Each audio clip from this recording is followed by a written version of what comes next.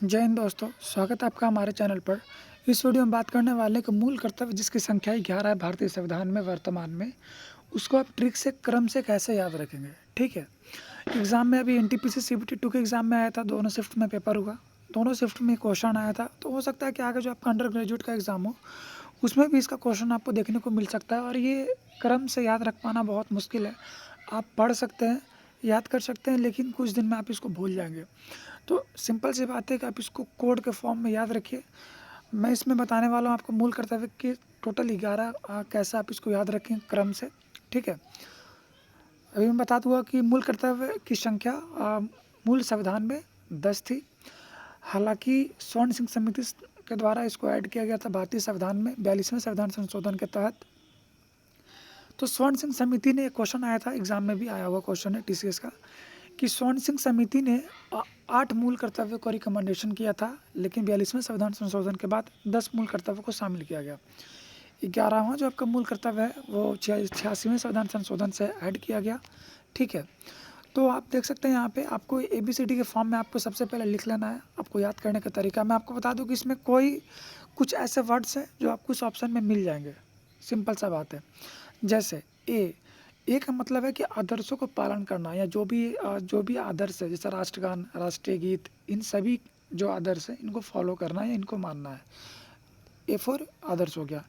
B से, तो B का मतलब हो गया बापू का आंदोलन और राष्ट्रीय आंदोलन को याद करना, ठीक है। बी से बापू का आंदोलन और राष्ट्रीय आंदोलन को याद करना। सी से कंट्री की एकता, यानी कि अगर आपसे आर्टिकल 51 ए का ऑब्लिक सी में पूछा जाएगा, ठीक है। ये आपको पता है कि मूल कर्तव्य भाग 4 ए में है, आर्टिकल 51 ए में है, इसमें टोटल 11 है मूल कर्तव्य, ठीक है। तो आपसे पूछा जाएगा कि तीसरा कौन है, यानी सी नंबर वाला कौन है, थर्ड नंबर वाला जो लिख दे। तो एबीसीडी के फॉर्म में आप लोग याद रखिए। तो सी का मतलब याद रख लीजिए कंट्री की एकता है, यानी कि जो भी ऑप्शन आएगा उसमें एकता, अखंडता, इस तरीके के कुछ वर्ड्स मिल जाएंगे। उसी प्रकार के डी से, तो डी से हो गया देश की रक्षा करना, यानी रक्षा करना, ये भी ऑप्शन में एक वर्ड मिल जाएगा, रक्षा वर्ड। उसके बाद ई का मतलब हो गया इक्वलिटी, यानी समानता, याद रखिएगा। एफ का मतलब हो गया फ्रेंडली कल्चर, यानी कि एक ऐसा सांस्कृतिक कल्चर होना चाहिए जिसको सभी को मानना चाहिए, ठीक है, उसे सीखना चाहिए। कुछ ऐसा वर्ड आपको मिल जाएगा ऑप्शन में, ठीक है। उसके बाद है एच फॉर ह्यूमैनिटी, यानी कि मानवतावाद या मानवतावादी, जो लिख दे ऑप्शन में वही आंसर इसका हो जाएगा सही। उसके बाद है आई फॉर इंडिया की प्रॉपर्टी, है ना, जो भी है ना राष्ट्र की जो संपत्ति है उसका मतलब कि बचाव करे, सुरक्षा करे, ये इसमें ऑप्शन हुआ। जे फॉर ज्वाइंट एक्टिविटी, इसका मतलब ये हुआ यहाँ पे, ज्वाइंट एक्टिविटी का मतलब ये है कि सामूहिक क्रियात्मक गतिविधि में भाग लेना, ठीक है, ये हो गया इसका मतलब।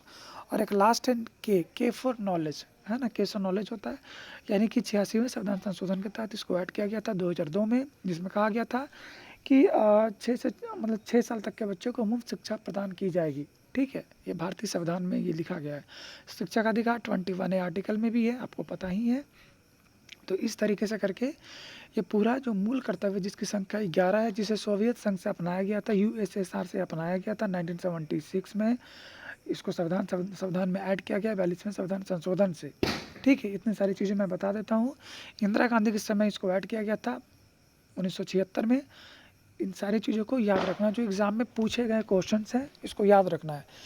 वीडियो अच्छा लगे तो चैनल को सब्सक्राइब कर लीजिए। और अभी आपका जो भी अंडर ग्रेजुएट का एग्ज़ाम होने वाला है एनटीपीसी का, उस एग्ज़ाम के लिए अगर आप तैयारी कर रहे हैं या बिहार सचिवालय की तैयारी कर रहे हैं, बिहार एसएससी के किसी एग्ज़ाम की तैयारी कर रहे हैं, ठीक है, तो आप इस चैनल को फॉलो कर लीजिए। अभी आपको ट्रिक का ये डेली वीडियोज़ आपको मिल जाएगा। मिलते हैं अगले वीडियो में। जय हिंद।